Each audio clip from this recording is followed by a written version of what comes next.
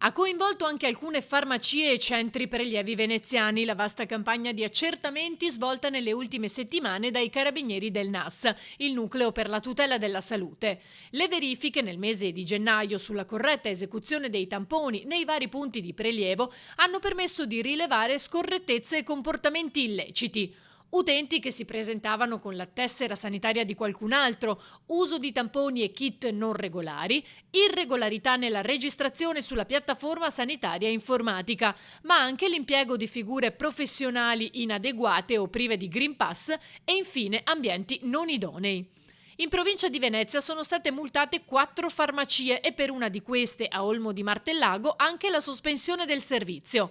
La richiesta era arrivata nelle scorse settimane dall'Ulstre, che aveva segnalato presunte anomalie nella registrazione dei casi di positività. Altre irregolarità sono state riscontrate al drive-thru dell'aeroporto di Venezia, dove secondo i NAS mancava la richiesta di autorizzazione al comune e all'azienda sanitaria.